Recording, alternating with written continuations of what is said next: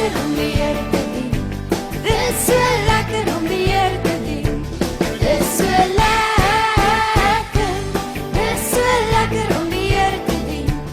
Dis so lekker. Dis so lekker om die Here te dien.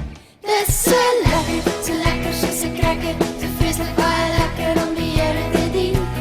Dis so lekker soos 'n cracker. So vreeslik baie lekker om die Here te dien.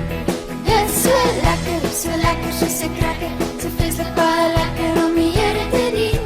Maak nie saak wat die mense van die wêreld sê. Dis lekker om die Here te hê.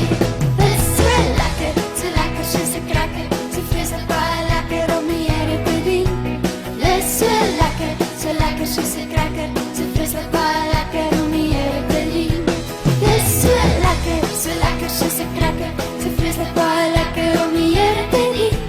Maak nie saak wat die mense van die wêreld sê. Dis lekker om die Here te hê.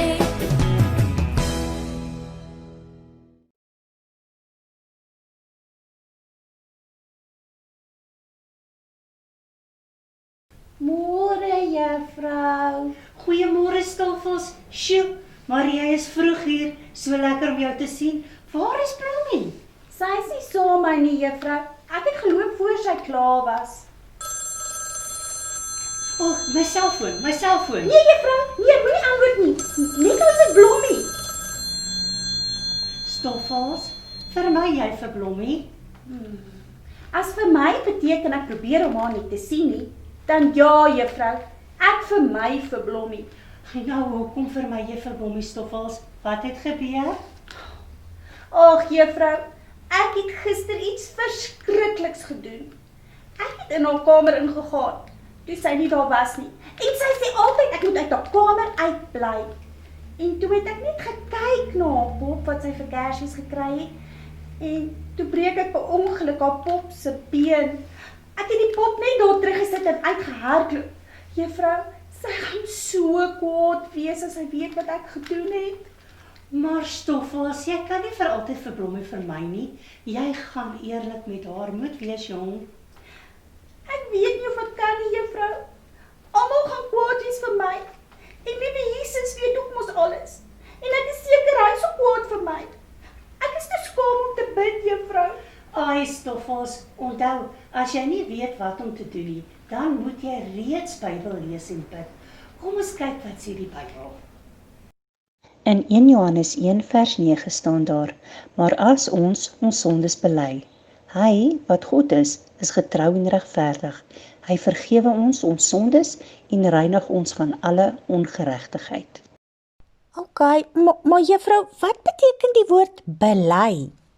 Hy Stoffels, dis 'n goeie vraag. Kom ons gaan kyk in die Woordeboek. Wat beteken bely?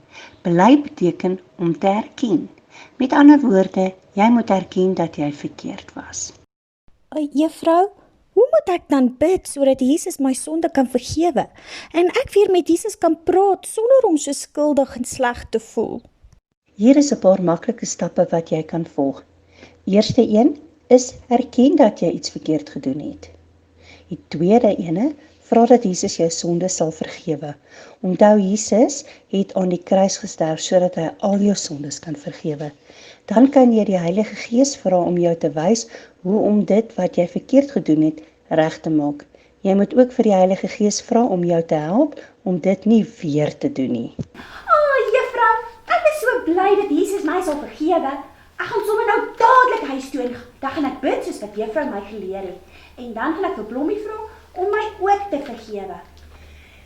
Dis die Stoffels wat ek ken. Nou gaan jy sommer weer met vrymoedigheid kan bid en met Blommie kan praat. Maar nie so hastig nie Stoffels. Groet dan net eers die maats by die huis. Totsiens maats, sien julle volgende keer. Totsiens maats en onthou, lees jou Bybel en bid elke dag. Tot 'n volgende keer. Bye bye. Bye. Skryf op 'n wit bordjie of op 'n stukkie papier neer alles wat jy nog nie vir vergifnis gevra het nie en dinge wat jou pla en keer om met vrymoedigheid met God te praat.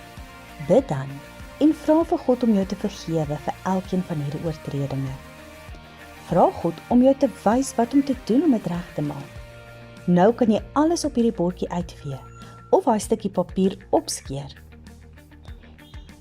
Dit staan nie in die Bybel dat jy jou sondes moet neerskryf om dit te bely nie. Hierdie is net 'n praktiese voorbeeld om jou sondes te erken en dit uit te vee. As jy besef jy het gesondig, kan jy enige tyd of enige plek vir God vra om jou te vergewe. Dan sê hy verder, aan hulle sondes en hulle oortredings sal ek nooit meer dink nie. Memoriseer die teks, Hebreërs 10 vers 17.